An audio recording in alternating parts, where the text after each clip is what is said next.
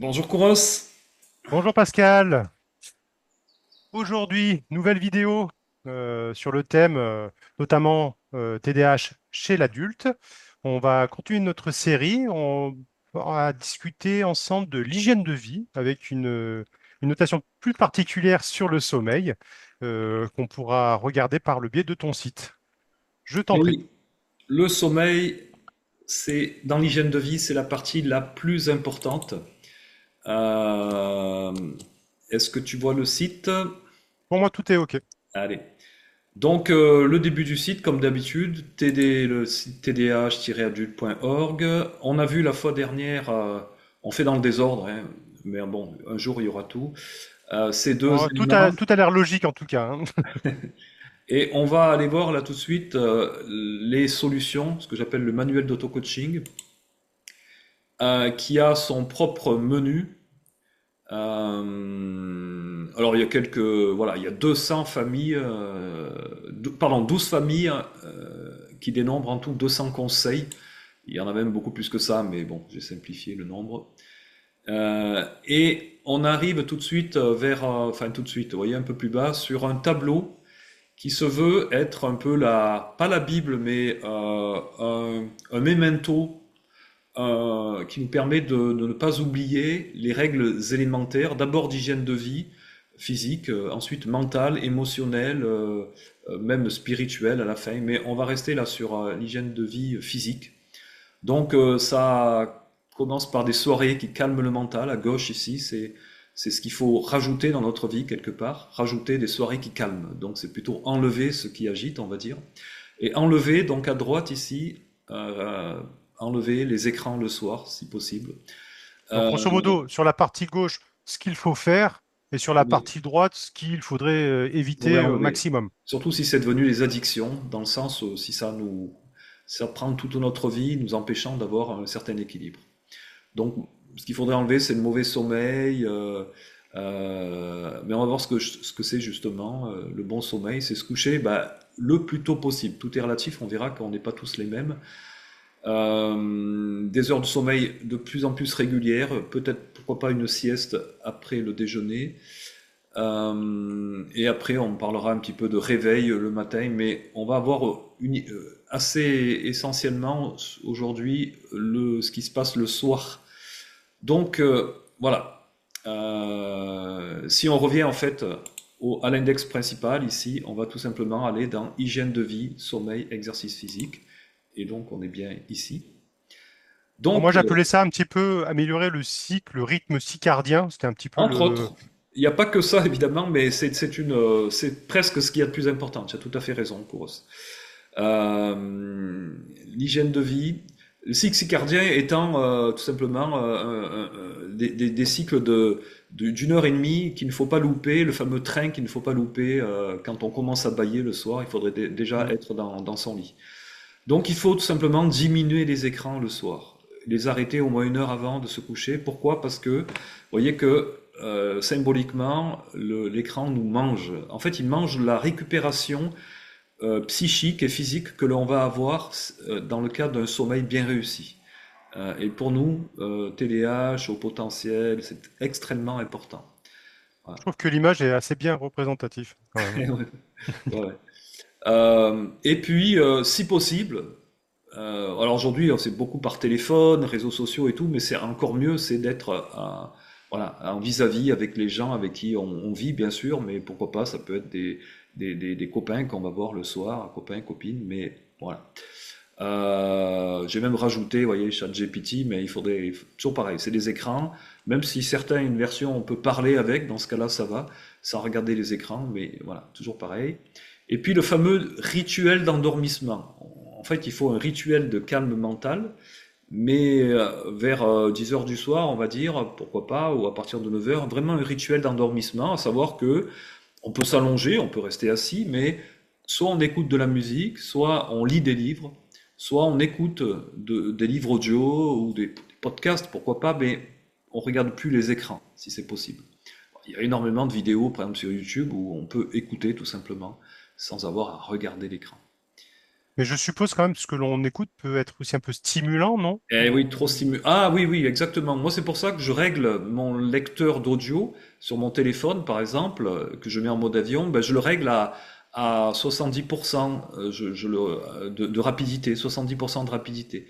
D'accord, toi tu baisses la vitesse La vitesse. de Même si je débit. suis sur une vidéo YouTube, que je suis pas encore dans le lit et que je suis encore connecté, eh ben, je vais mettre la vidéo YouTube à 75%. C'est tout à fait facile. Et même pour m'endormir, ça va être 50%. Mais là, je préfère. Et le contenu même de l'audio, ça n'a pas d'importance pour toi? Ah ben, Il n'y a il pas vaut mieux pas écouter un quelque match chose de de foot, violent. si on Oui, est fan tout à de fait. foot Ouais, ou... oui, Ok, oui, bien sûr, il faut écouter quelque chose d'apaisant. Oui, tout à fait. ok. Donc, si on regarde quelque chose de vidéo, un film par exemple, ou si on va au cinéma, ben, essayez de choisir une vidéo où il n'y a pas des changements de plan qui sont toutes les 6 secondes, 5 secondes, 4 secondes. Alors là, ça va plutôt nous exciter et on va se réveiller autant excité que ce qu'on s'est endormi, même si on a un bon sommeil, même si on a un sommeil rapide le soir. Donc, il faut éviter des plans de vue trop rapides et, si possible, supérieurs donc à 6 secondes. Mais c'est de plus en plus rare dans les films récents. Pareil pour les top shows, hein, c'est pas génial parce que vous verrez que ça change toutes les 3 secondes à peu près à la télévision. Éviter les conflits relationnels, ça me paraît assez évident. Sortir le soir, pourquoi pas, plutôt que de rester sur des écrans jusqu'à une heure raisonnable, bien sûr. Surtout l'été, bien sûr, le printemps. En fin de soirée, voilà, on a vu rituel d'endormissement, mais les dernières pensées que l'on a sont très importantes pour la qualité du sommeil et surtout comment on va se réveiller le lendemain parce qu'on va recommencer sur les pensées de la veille. Donc ça vaut le coup d'avoir des pensées positives. On peut écouter pour ça des pensées, des audios de pensées positives, tout simplement des affirmations douces de pensées positives qui vont nous, où on peut faire le bilan de sa soirée, de sa journée, c'est-à-dire faire un rituel eh bien de gratitude, c'est-à-dire se remémorer les 3 ou 5 moments qui ont été les plus intéressants dans la journée. Et là, c'est ce qu'on appelle un rituel de gratitude et c'est très très très intéressant. Pourquoi pas un bain chaud? Voilà. Je vous mets là des livres audio, donc vous n'avez qu'à cliquer, vous allez voir beaucoup de livres audio que vous pouvez mettre à 70%, le pouvoir du moment présent, donc il y en a beaucoup, hein, mais vous en trouverez d'autres évidemment un peu partout. Et puis s'il y avait qu'un truc à retenir finalement de tout ce qu'on voit là, c'est de suivre le rythme du soleil, c'est-à-dire lumière du jour tôt le matin, vous voyez, à gauche, tu vois, Oui, oui. il faut regarder le soleil, enfin regarder, être à la lumière du jour le plus tôt possible. Si vous avez une cuisine, un salon bien éclairé, ça peut suffire, mais le mieux c'est de sortir dehors là, assez vite. Ouais. Faut Même avant de ouvrir les déjeuner. volets le plus rapidement possible. Voilà, même avant de déjeuner si possible, d'aller faire un petit tour à pied, courant pourquoi pas, mais à pied ça suffit, marcher. Donc il y a une glande pinéale au centre de notre cerveau qui fabrique la sérotonine, l'hormone de la bonne humeur, le neurotransmetteur de la bonne humeur qui est aussi d'ailleurs produit par l'intestin si on a bien, on n'a pas trop mangé la veille, si on déjeune ce qu'il faut effectivement. Voilà. Et cette même glande pinéale, le soir, quand on est devant, voilà, quand on est dans la, qui fait nuit dehors, eh ben on a intérêt à faire en sorte qu'on ait des variateurs de lumière du jour dans la maison pour diminuer l'intensité des lumières dans la maison et bien sûr ne pas regarder les écrans à partir d'une certaine heure, on va dire à partir de 9 heures si c'est possible. Alors si on a décidé de regarder un film, ben on le regarde, mais on se met assez loin de la télé, on le règle pour qu'il y ait le moins de lumière possible. Et le mieux, c'est de projeter un film aussi, quand on est une espèce de projecteur pour projeter ce qu'il y a sur la télé ou sur l'écran. Voilà, donc la qualité du sommeil, c'est la lumière du jour durant la journée et un repas du soir léger et peu de lumière justement dans la maison le soir. Voilà. Donc cette image pour se rappeler qu'il faut se coucher, si possible, avant minuit. Je vous rappelle que minuit, ça veut dire milieu de la nuit.